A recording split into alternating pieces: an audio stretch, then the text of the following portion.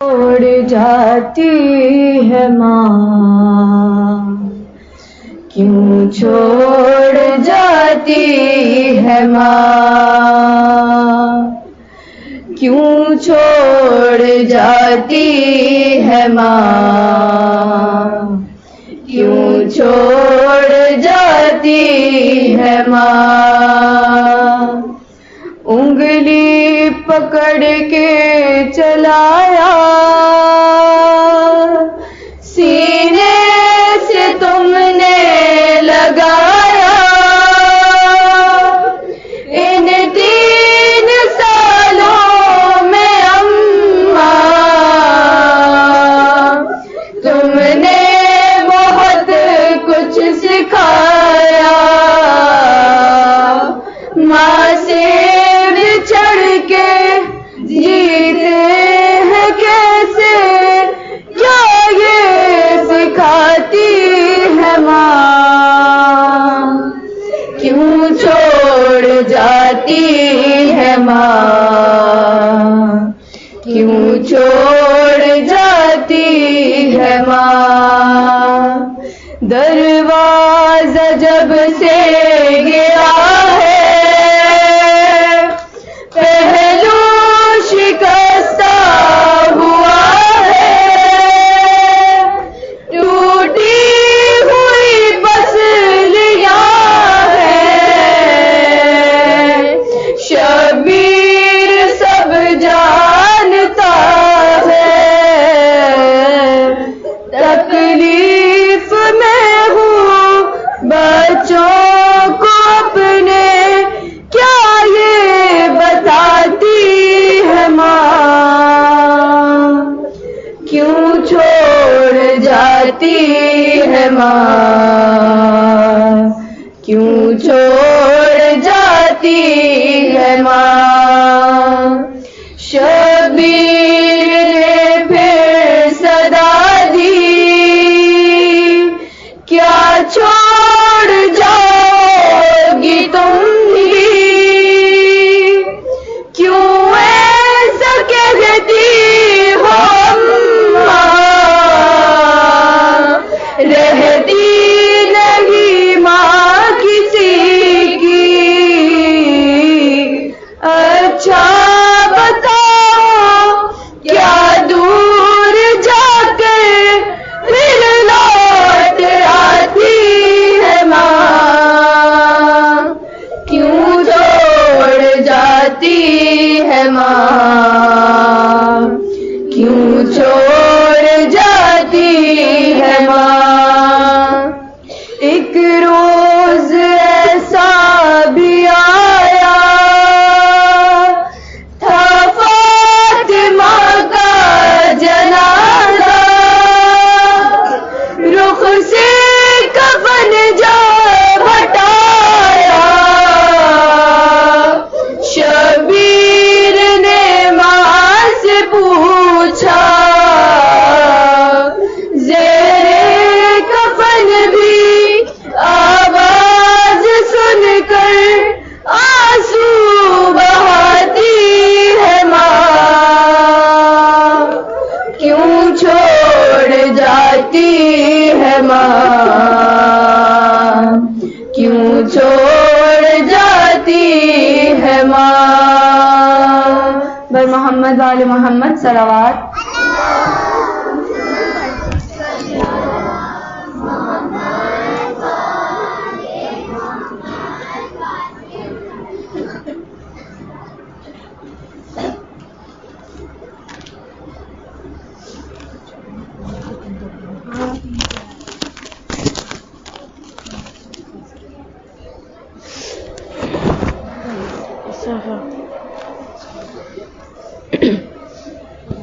آگے آگے آ جاؤ، آگے آگے آ جاؤ۔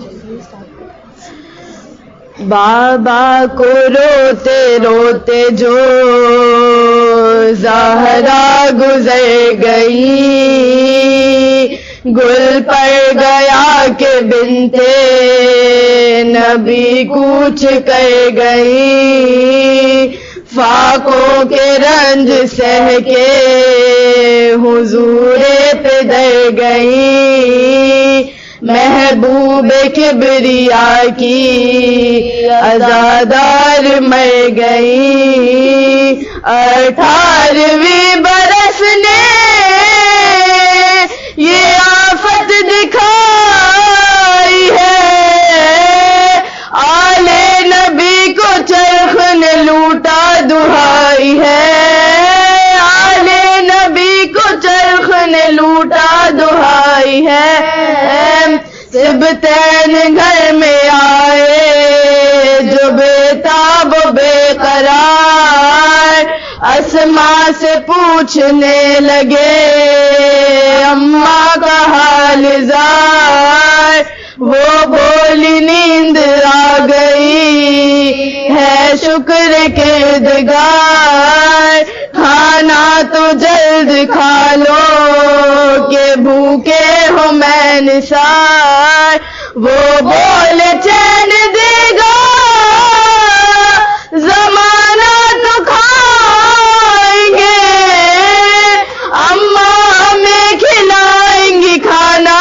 تو کھائیں گے، اماں ہمیں کھلائیں گی کھانا تو کھائیں گے، یہ سن کے بے قرار ہوئی وہ جگر فگار، چادر زمین پہ پھینک کے چلائی بار بار، بچے ہیں ان کو صبر دے اے میرے کردگار، اب وہ کھلانے والی کہاں تم پہ میں نثار، پیارو تمہاری پالنے والی گزر گئی، کھاؤ گے کس کے ہاتھ سے اماں تو مر گئی، کھاؤ گے کس کے ہاتھ سے اماں تو مر گئی، بابا کو روتے روتے صلی اللہ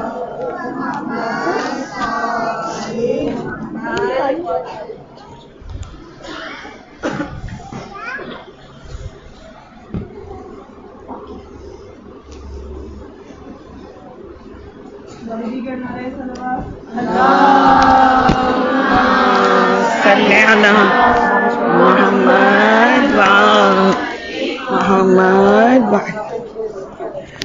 برائے قبولیت پرساداری و خدمت امام زمانہ بلندتر صلوات۔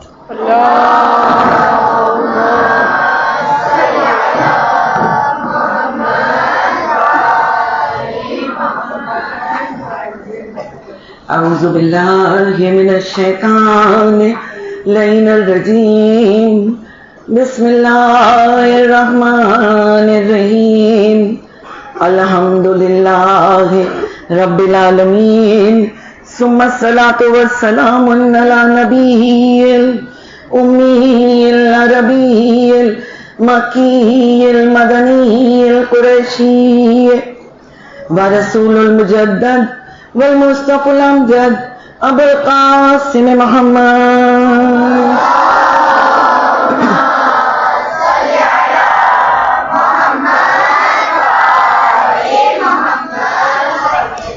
وآلہ الطیبین الطاہرین المعصومین المظلومین فالذی ما لاذہبت دعوت النبویہ وصولت الحیدریہ وعصمت الفاطمیہ وحلم الحسنیہ والشجاعت الحسینیہ وصبر السجادیہ وخاصان الباقریہ ومعاصر الجعفریہ وعلوم الکاظمیہ وجود الرضویہ وجود التقویہ والنقاوت النقویہ وحیبت العسکریہ وغیبت الہیت امام آخر الزمان۔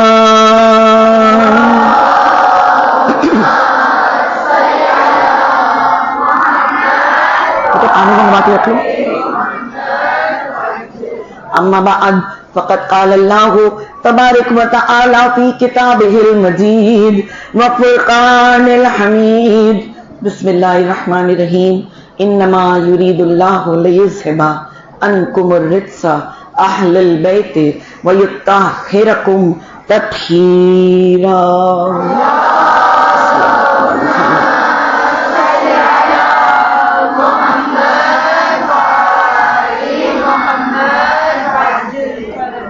تمام تر حمد و ثنا اس فاطر السماوات رب کے حضور جو رب فاطمۃ الزہرا صلوات اللہ علیہا ہے. احسان پروردگار تیرا کہ تو نے ہمیں فاطمیون میں شامل کیا اور ایام فاطمیہ میں ہمارے دل، ہمارا گھر، ہمارا اسکول فرش عزائے فاطمہ سے سجا ہوا ہے. یا امام زمانہ اپنی جدہ کی غربت و مصیبت کا پرسہ لینے تشریف لے آئیے. وہ مظلومہ محضرہ معصومہ طاہرہ جو ولایت کی سب سے بڑی علمبردار اور سب سے زیادہ ظلم سے شہید کی جانے والی بنت نبی. ہمیں یقین ہے جہاں فرش فاطمہ بچھتا ہے، تابوت فاطمہ رکھا جاتا ہے، ECD2 سے کلاس 10 تک کی ساری بچیاں مل کر آ کر بیٹھتی ہیں، زینب کی ماں کا تابوت سجایا جاتا ہے، وہاں رحمتوں، برکتوں اور طہارتوں کا اہتمام ہوتا ہوگا. یا امام زمانہ ہم کیا جانیں کہ اللہ کی فاطمہ کیا ہے، مگر اتنا یقین ہے جس بی بی کے بہن سے اگر حدیث پڑھ دی جائے تو حدیث قصہ بن جاتی ہے. کچھ حدیثیں وہ ہیں جو آپ میں سے کئی بچیاں ٹیچرز ماشاءاللہ ذاکرہ ہوں گی. اللہ ہر پڑھنے والے کی توفیقات میں اضافہ کرے اور ہمارے اس مادر علمی میں جزیرے خضرا میں بہترین ذاکرین، نوحہ خوانی کرنے والی بیٹیاں اس طرح سے سامنے آئیں ذاکرات کہ سب ولائے علی کی میں پیتے ہوئے حق کو بیان کر سکیں. جو حدیث ہماری بی بی نے بیان کی اس کا نام ہے حدیث قصہ، اور یہ حدیث قصہ شان نزول ہے جس آیت کی وہ ہماری ٹریڈ مارک ہے، موسٹ فیوریٹ ہے، موسٹ پاپولر ہے، سب کو پتا ہے. میری جو چھوٹی چھوٹی سی ECD2 کی بیٹیاں بیٹھی ہوئی ہیں، اگر انہیں پہلی بات تو یہ کہ شاید آیت اخیر یاد ہوگی، اور اگر اتفاق سے یاد نہ ہو تو کم از کم اتنا پتا ہے کہ جب تطہیرہ کہا جائے تو سر جھکانا ہے اور صلوات پڑھنا ہے نا. ایسا صلوات پڑھیے گا محمد والے محمد.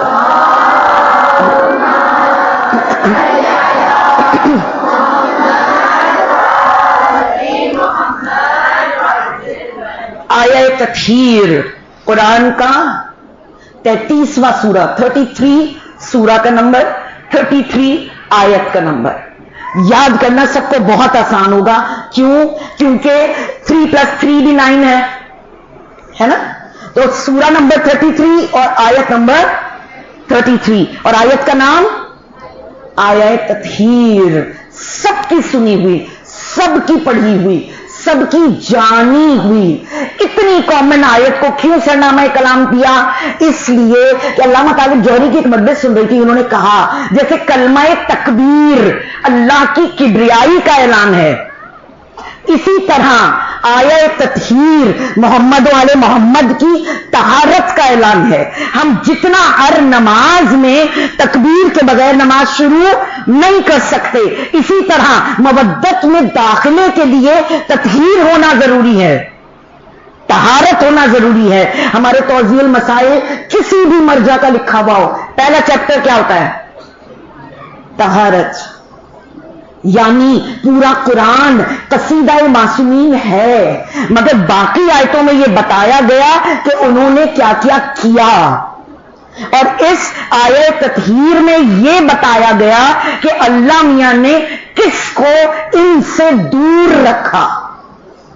لاک لگا ہوا ہے.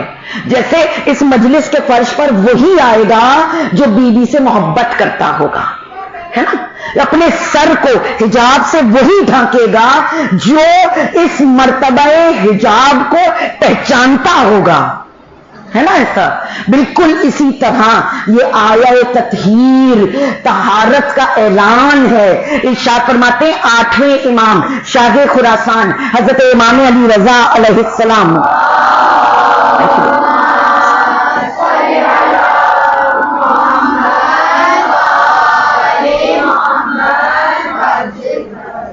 کہ دین طہارت ہے اور تمہارے لیے تمہارے مطہر ہم ہیں, یعنی بی بی اور بی بی کے بیٹے, بی بی کے شوہر, بی بی کے بابا. کیا ذہن میں آیا؟ حدیث کے ساتھ, ہے نا.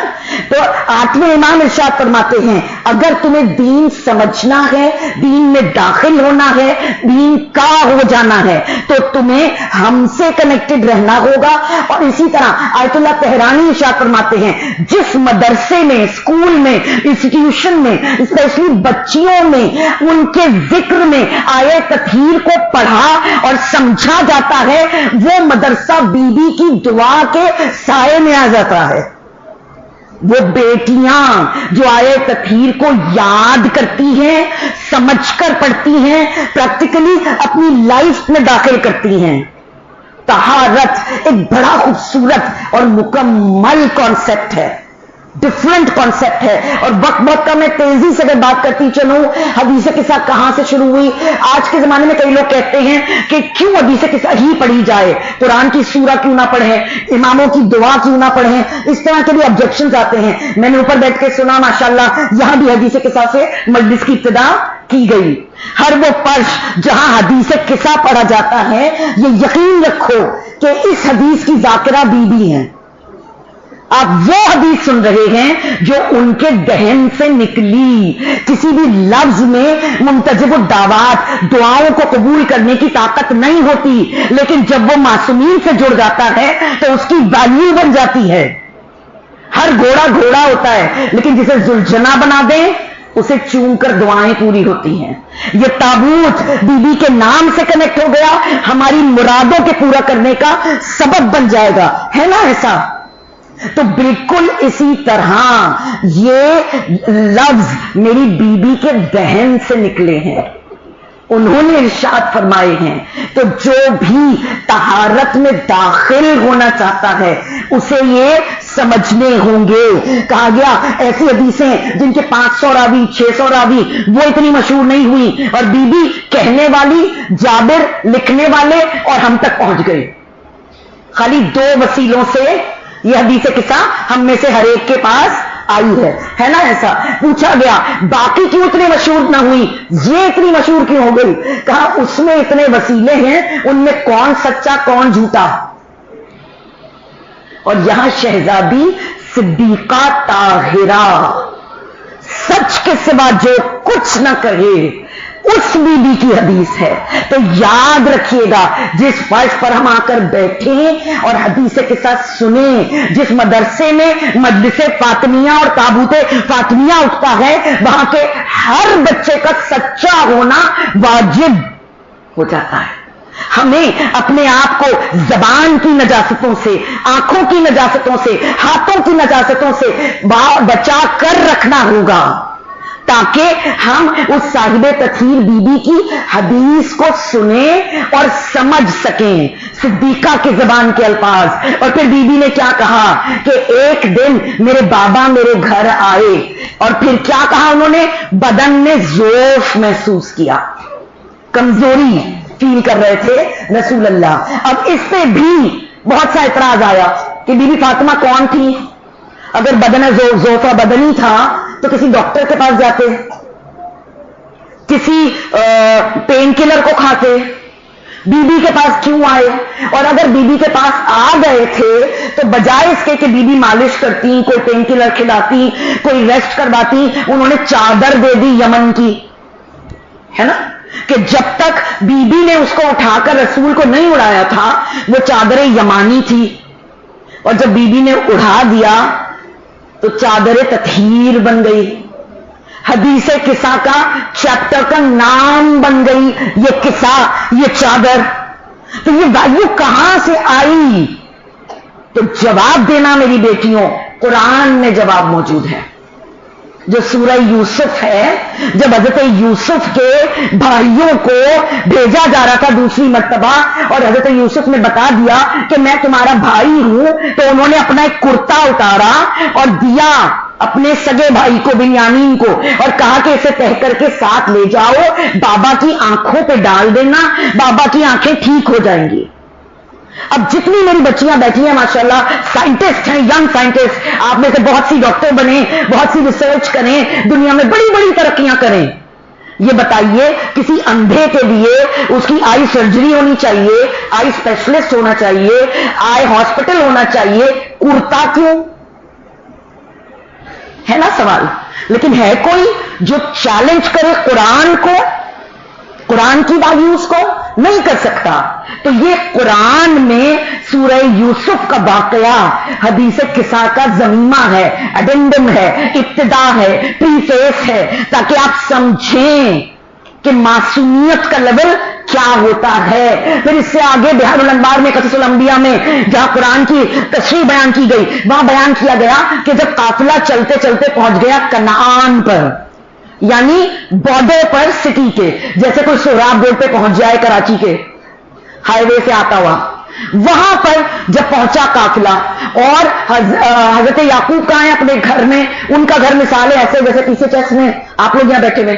اب کوئی یہاں موجود ہو، اس کو سہراب روڈ پر کسی آئی ہوئی چیز کی اسمیل آ سکتی ہے؟ نہیں. لیکن یہ قرآن کے الفاظ ہیں، انی رجدو ریحن یوسفا. قرآن میں حضرت یعقوب کہہ رہے ہیں مجھے یوسف کی خوشبو محسوس ہو رہی ہے. انی اجبو، کچھ سمجھ میں آ رہا ہے؟ ریحن، حدیث قصہ کے کچھ الفاظ فیملیئر لگ رہے ہیں. جو بی بی حدیث بیان کرتی ہے اور جو رب قرآن بیچتا ہے اس کا کنیکشن سمجھو میری بیٹیوں. کہ حضرت یعقوب اپنے مقام سے اٹھ کر بیٹھ گئے اور بیٹھ کے کہتے ہیں مجھے یوسف کی خوشبو آ رہی ہے. سب نے مذاق اڑانا شروع کیا، دکھائی تو دیتا نہیں ہے، پتہ نہیں کون کون سی خوشبوئیں آ رہی ہیں. لیکن جب وہ اس کنعان سے پہنچے گھر تک اور یوسف کا کرتا نکال کے آنکھ پہ ڈالا، کیا ہوا؟ حضرت یعقوب کو دکھائی دینے لگا. اب یہ بات سمجھ میں نہ آتی، سوائے اس بات کے کہ کسی اور کو خوشبو نہیں آ رہی تھی، حضرت یعقوب کو خوشبو کیوں آ رہی تھی؟ کیونکہ کوئی اور معصوم نہیں تھا. یوسف معصوم نبی تھے، یعقوب معصوم نبی تھے، تو معصوم کی خوشبو معصوم ہی محسوس کر سکتا ہے. اب سمجھ میں آیا؟ خانہ کعبہ میں 3 دن تک علی نے آنکھ نہیں کھولی، فاطمہ بنت اسد کی گود میں نہ کھولتے ہیں آنکھ، نہ بولتے ہیں نہ پیتے ہیں. ادھر رسول نے گود میں لیا، ادھر آنکھ کھولی. کیسے پتہ چلا کہ نبوت کا چہرہ نظر آئے گا؟ ولایت کو نبوت کی خوشبو کی پہچان تھی. ایک معصوم دوسرے معصوم کی خوشبو کو محسوس کر سکتا ہے. اب سمجھ میں آیا. حدیث قصہ میں گھر میں چاہے امام حسن آ رہے ہو، امام حسین آ رہے ہو، مولا علی آ رہے ہو، سب نے سلام کے بعد اگلی بات کیا کی ہے؟ ہمیں نانا کی خوشبو آ رہی ہے، ہمیں رسول اللہ کی خوشبو آ رہی ہے.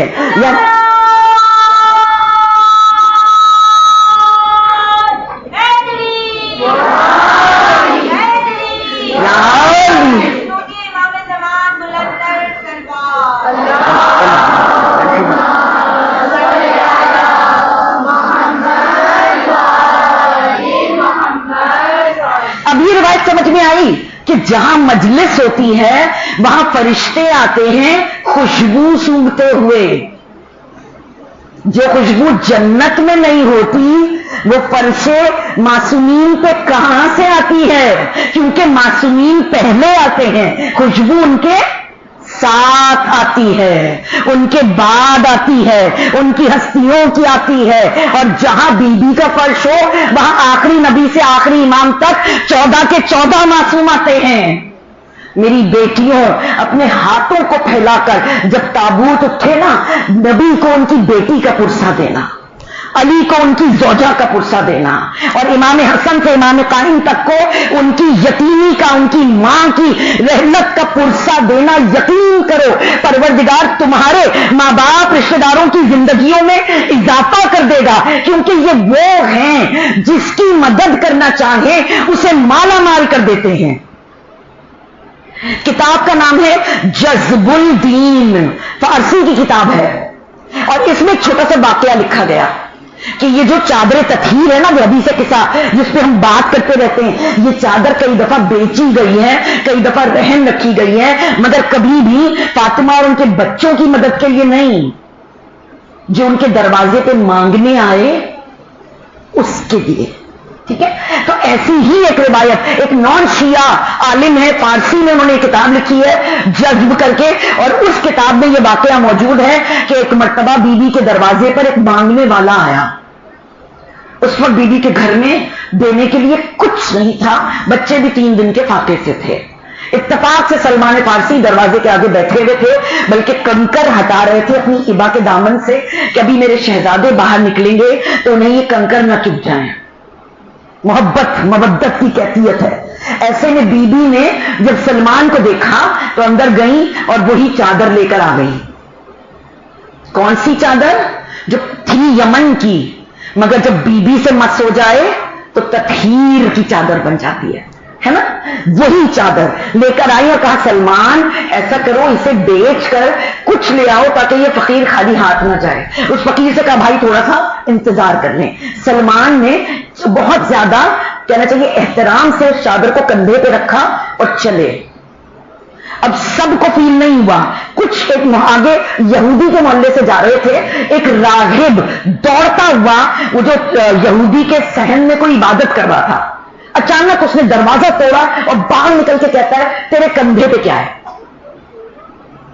مجھے اپنی عبادت کے دوران ایک خوشبو اور روشنی نظر آئی جو تیرے کندھے سے اٹھ رہی ہے۔ حضرت سلمان فارسی نے کہا میری بیوی کی چادر ہے جسے میں بیچنے نکلا ہوں۔ کہا میں تجھ سے منہ مانگے دام پر اسے خریدوں گا، 1 منٹ کے لیے رک جا۔ بھاگا وہ اندر گیا، اندر کہیں سے ڈھونڈ ڈھانڈ کے توریت کے پرانے نسخے لے کر آیا، یہودی ہے نا، حضرت موسیٰ کے زمانے کی بک کے کچھ پیجز لے کر آیا اور اس پیجز کو پلٹ کر نکالا، چادر کو کہتا ہے، سلمان نے کہا ہاتھ میں لے لے کر نہیں، میری اوقات نہیں ہے کہ میں اس چادر کو ہاتھ لگاؤں جس کی روشنی اور خوشبو مجھے ایمان کی دعوت دے رہی ہے۔ اس نے ایک خاص پیج کھولا، اس پیج پہ کچھ لکھا ہوا تھا، اس نے اس پیج کو چادر کے قریب کیا اور پڑھ کر میچ کرنا شروع کیا، اور میچ کرتے کرتے کہا یہ چادر تو میں ہی خریدوں گا، تو مجھے اپنے نبی کے پاس لے چل۔ اب بک کے مطابق وہ جو فارسی اسکالر ہیں وہ لکھتے ہیں کہ سلمان فارسی اس یہودی راہب کو، بوڑھے کو جس کے پاس توریت کے پرچے بھی ہیں اور وہ چادر کندھے پہ ہے، وہاں پہنچے اور پہنچ کر اس یہودی راہب نے کہا اے فاطمہ کے بابا، میں اس چادر کی وجہ سے تیرے اللہ کا کلمہ پڑھنا چاہتا ہوں، کیونکہ میری توریت میں لکھا ہوا ہے کہ نبی کی بیٹی سخت مصیبت میں بھی بہترین اجر دیتی ہے۔ میری توریت میں لکھا ہوا ہے کہ بی بی ہر مانگنے والے کو جھولیاں بھر بھر کے دیتی ہے۔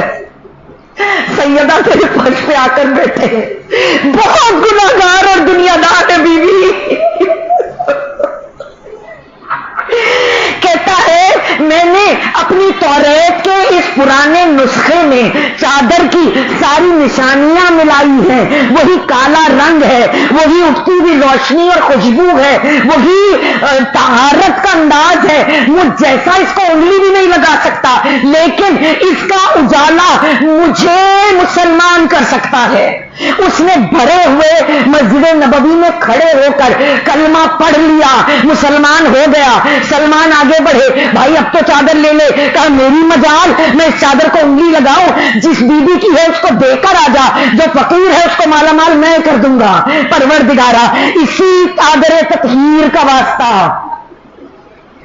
اسی حدیث قصہ کا واسطہ ہمیں قلب میں وہ طہارت عطا فرما کہ ہم بی بی کی خوشبو کو محسوس کر سکیں، بی بی کے کردار سے اپنی آپ کو کنیکٹ کر سکیں۔ ہسٹری میں ایک واقعہ موجود ہے کہ جب بی بی ہاجرہ نے دیکھا کہ حضرت اسماعیل کے پیروں کے نیچے سے پانی نکل آیا، چارے زمزم نکل آیا، تو وہاں پر انہوں نے رہنے کا ارادہ کیا، اور وہاں پہ قافلہ پہنچا جو بنی جرہم کہلاتا ہے۔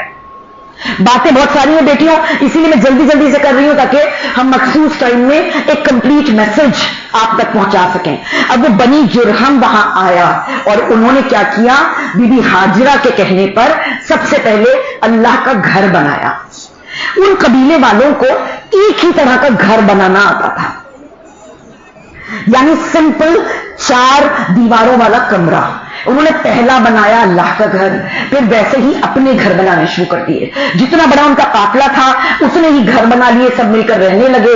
درمیان میں خانہ کعبہ تھا، اس کے گرد وہ طواف کرتے تھے، اپنے گھروں میں رہتے تھے، لیکن رہتے رہتے آبادی اتنی بڑھ گئی کہ گھر سارے مکس ہونے لگے۔ ایک مرتبہ کوئی باہر کا قافلہ آیا اور انہوں نے پوچھا کہ ان میں سے اللہ کا گھر کون سا ہے، تو ایک شرارتی نے، مسخرے نے، جیسے جسٹ چل کے لیے یا پرینک کے لیے ہم کچھ اپنی مرضی کی حرکتیں بھی کر لیتے ہیں نا، بات پہنچانا یہاں ہوتا ہے پہنچاوا دیتے ہیں، بلی کرنے میں مزہ آنے لگتا ہے۔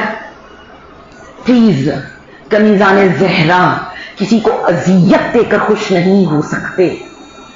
ہمیں اپنے فرینکس کو بھی، اپنی بلی کو بھی دوسرے کی انسلٹ تک نہیں پہنچنے دینا چاہیے، کیونکہ جب بھی ہم کسی کی رسپیکٹ کرتے ہیں اللہ ہماری رسپیکٹ میں اضافہ کر دیتا ہے، اور یہ بھی طاہر دل سے ممکن ہے، ہر ایک کر نہیں سکتا۔ جو تطہیر کو سمجھے، آیت تطہیر کو سمجھے، وہی یہ کام کر سکتا ہے۔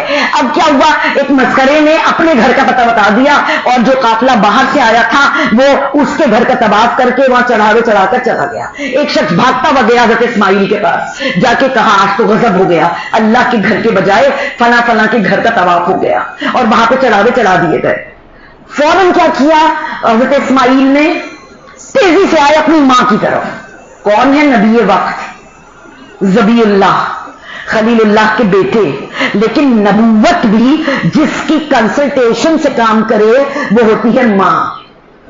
ہم نے سے ہر ایک کو بھی ماں کو رسپیکٹ کرنا ضروری ہے، ٹھیک ہے۔ اب حضرت ہاجرہ سے پوچھا کہ کیا کروں، انہوں نے اپنی ایک بلیک بڑی چادر لا کر دی اور کہا کہ اس چادر کو لے جا کر اللہ کے گھر کے دروازے پہ لٹکا دو، تاکہ یہ سگنیفیکنس ہو جائے، یہ نشانی ہو جائے کہ اب یہ اللہ کا گھر ہے۔ اور پھر حضرت اسماعیل ماں کے حکم میں بی بی ہاجرہ کی چادر لے کر آئے اور انہوں نے خانہ کعبہ کے دروازے پہ لٹکا دی اور اعلان کر دیا کہ ھذا بیت اللہ۔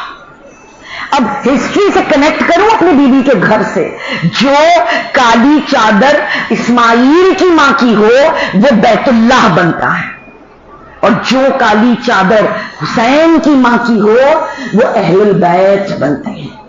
یعنی بی بی کے گھر میں اس چادر کے نیچے وہ جتنے آ گئے پنجتن، جن کی پہچان زمین کے بجائے آسمان میں فرشتوں میں کروائی گئی۔ اور بڑے مزے کی سٹوری یہ ہے کہ ہماری بیوی وہ ہے جو 1 منٹ میں حجرے میں، کمرے میں، چادر میں جو ہو رہا ہے وہ بتا رہی ہے، اور چادر میں پہنچنے کے بعد وہ بتا رہی ہے جو آسمانوں میں ہو رہا ہے۔ یعنی یہ صرف علی کا مرتبہ نہیں تھا کہ رسول معراج پہ جائیں تو علی زمین سے دیکھیں، یہ کفو علی شہزادی بطول کا بھی درجہ تھا۔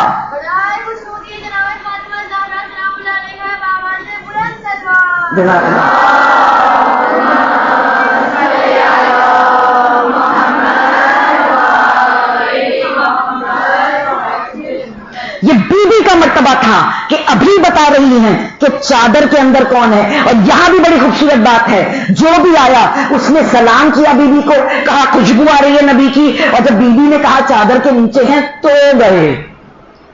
کیا معصوم علی، امام حسن، امام حسین کو یہ نہیں پتا تھا کہ وہ رسول کی خوشبو ہے؟ لیکن انہوں نے حدیث قصہ کے ذریعے بتایا کہ نبی تک پہنچنے کا best pattern Bibi Fatima ہے۔ وہ سید الانبیاء ہیں، یہ سیدۃ النساء عالمین ہیں۔ ہر عورت کو دین جتنا بھی سمجھنا ہے در زہرا کے ذریعے، نام زہرا کے ذریعے، ہستی خاتون جنت کے ذریعے، اور پھر آسمانوں پر اسی بی بی کے ذریعے نبی و علی و حسین پہچنوائے جا رہے ہیں۔ ہمارے دلوں پہ لکھا ہوا ہے ہم فاطمہ و ابوہا و بالہا و بنوہا۔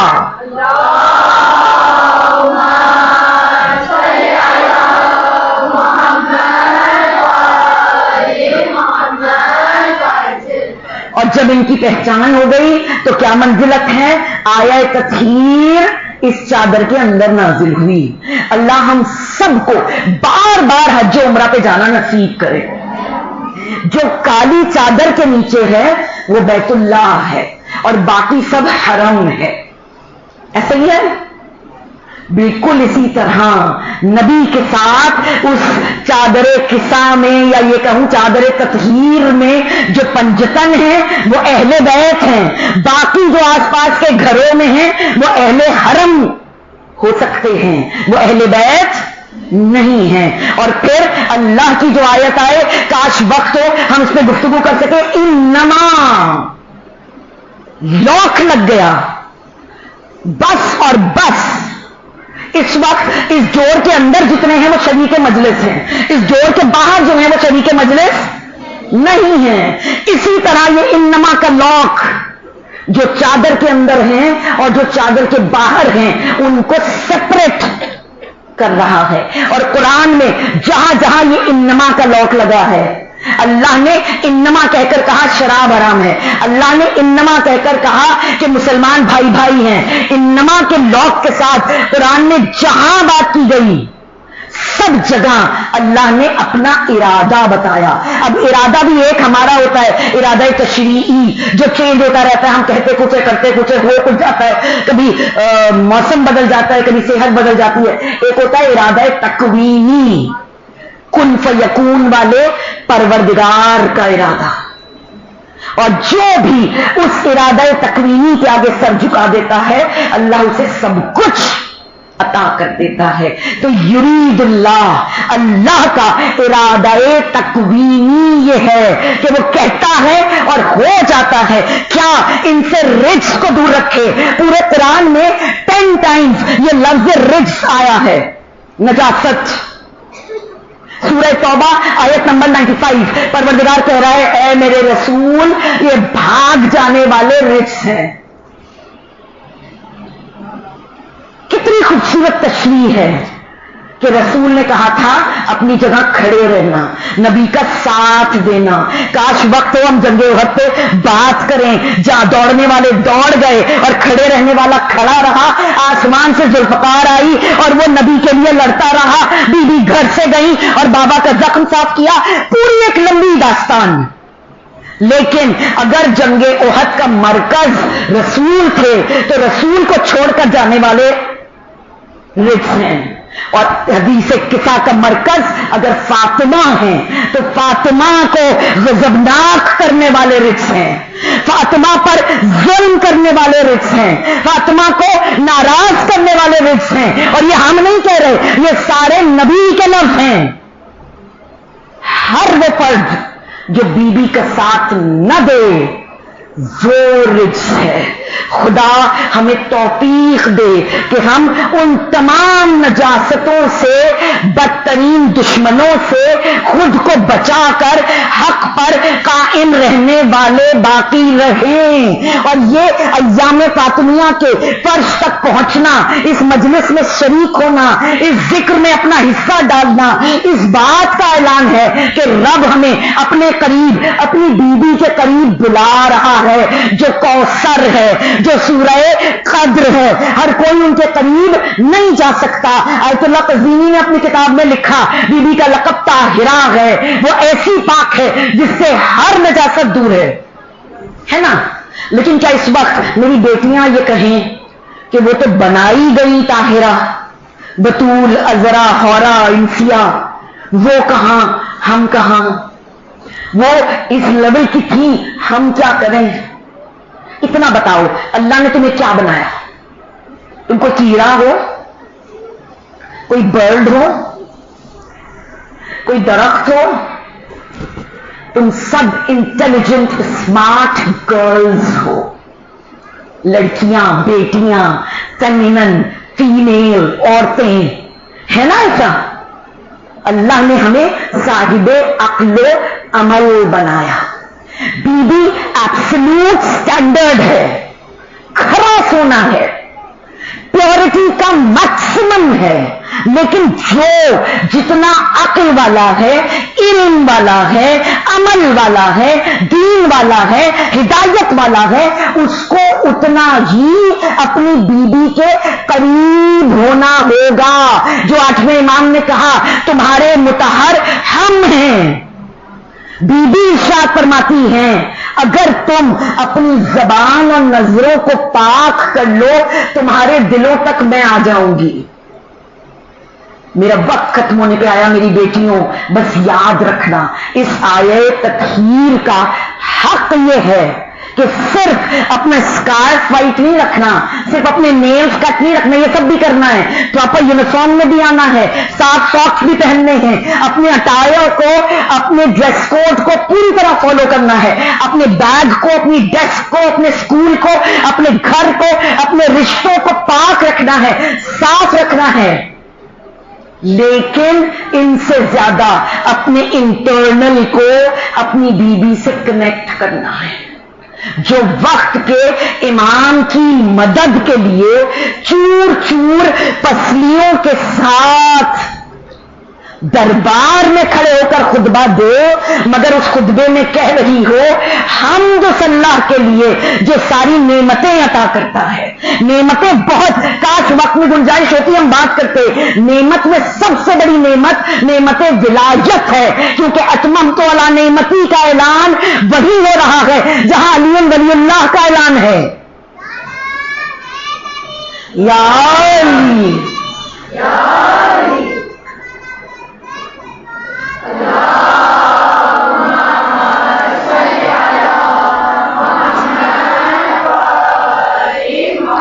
بس میں نے اپنی بات کو ختم کیا. اللہ خیریت سے رکھے. اور ہر بچی کو جو نام علی کو بلند کرتی ہے یاد رکھنا جب ہم نام علی بلند کرتے ہیں ہم اعلان کرتے ہیں کہ ہم علی کے لیول پر جا کر اپنے عمل کو سدھاریں گے. ہم جب آیے تطہیر پڑھتے ہیں، حدیث قصہ پڑھتے ہیں، مجھے یہ بتاؤ کیا پیریڈز کے دنوں میں نماز پڑھنا منع ہے تو تسبیح فاطمہ پڑھنا بھی منع ہو جاتا ہے؟ نہیں. ہمارا سافٹ ویئر اس کنڈیشن میں بھی اپنی بیوی سے کنیکٹڈ رہتا ہے. جسے تسبیح فاطمہ کہتے ہیں وہ اللہ سے شروع ہو کر اللہ پہ ختم ہوتی ہے. یعنی اگر فاطمہ کے ہو تو اللہ کے ہو جاؤ. اگر آیہ تطہیر سمجھ میں آتی ہے، حدیث قصہ کا نور اور خوشبو سمجھ میں آتا ہے تو اپنی ذات کو، اپنے کیریکٹر کو، اپنے سافٹ ویئر کو، اپنی باتوں کو، اپنی نظروں کو، اپنی سوچوں کو خوشبودار اور پاک کرو. یا علی یا علی اللہم صل علی محمد وعلی محمد.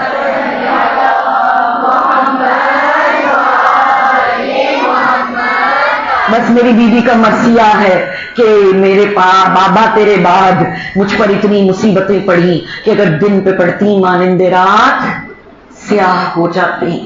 شہزادی مصیبتوں پر مرثیہ پڑھ رہی ہے، ان سے انکار نہیں کر رہی.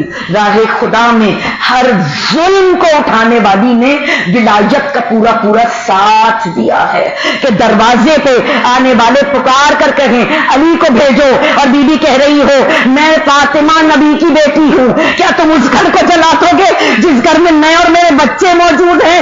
ہائے زہرا، تیری وہ ولایت کا اعلان، وہ حق کا ساتھ دینا اور وہ ظلم کی انتہا ہونا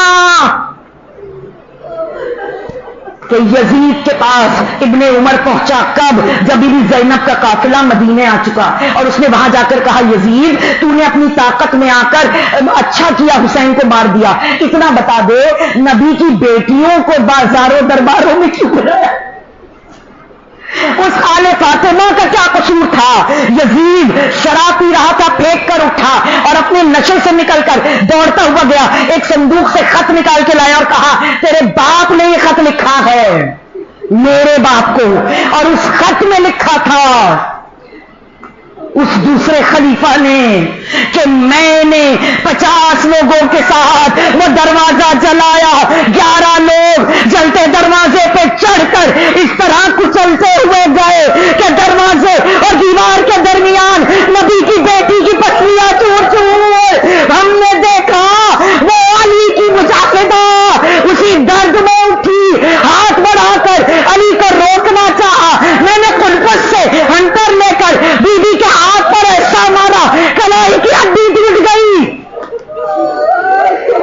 कोई और नहीं कह रहा, जिसने ये जुल्म किया उसने अपने खत में लिखा और इस जुल्म की गवाही दी है। मौला अली ने उस वक्त जब गुस्ल दे रहे हैं महजरा को, मुअज्जमा को, बच्चों से कहा है कि आवाज से न रोना, मगर हाय अली चीख मार कर रो रहे हैं, दीवार पर सर मार रहे हैं।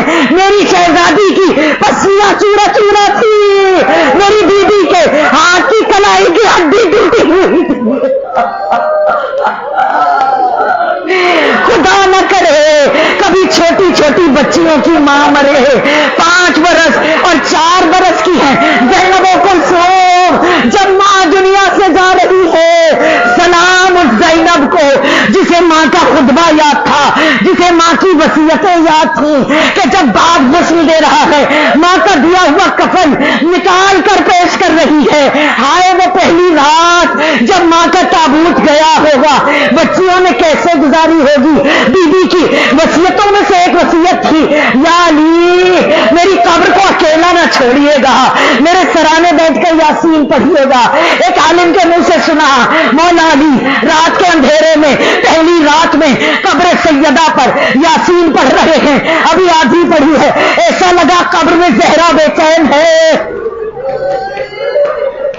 आवाज देकर कहा बीबी आपके कहने के मुताबिक मैं साथ बैठा हुआ हूं, यासीन पढ़ रहा हूं। कब्र से आवाज आई, अली मेरी ज़ैनब उठ गई है, मुझे और आपको ढूंढ रही है, यासीन छोड़ दीजिए, घर वापस जाइए, मेरी बच्ची का दिल बहला लीजिए। हाय शायद ये वसीयत थी ज़हरा की। जब बीबी की पहली रात में भी अली दौड़ते हुए घर आए थे, ज़ैनब को तसल्ली दी थी, और शाम गरीबा में भी अली तशरीफ लाए थे, ज़ैनब को तसल्ली दी थी। बीबी ज़ैनब आपको ताबूत के साथ जाने का हुक्म न था, हमारे फर्श में तशरीफ लाइए, आपकी अम्मा का ताबूत हमारे पुरुष से कबूल फरमाइए। इन्ना लिल्लाहि व इन्ना इलैहि राजिऊन। बारेला वसीला सैयदा कौनैन का इस मदरसे मादर इल्मी में यहाँ पढ़ने वाले और यहाँ पढ़ाने वाले हर फर्द को सवाए गम मासूमीन कोई गम न दे। परवरदिगार तरक्की और कामयाबी अता फरमा, वक्त के इमाम को हमसे राजी और खुशनूद फरमा, उनके ज़हूर में ताजील फरमा, हम में से हर एक को सेहत ज़ाहिरी बदनी नफसानी रूहानी अता फरमा, हमारे वारिसों की कब्रों तलक इन मजलिसों का सवाब पहुंचे, और ये बीबी का उठता हुआ ताबूत हम सब की तहारत का ऐसा बाइस बने कि वक्त के इमाम हमसे राजी हो, उनके ज़हूर में ताजील फरमा। रब्बना तकब्बल मिन्ना इन्नका अंतस समीउल अलीम।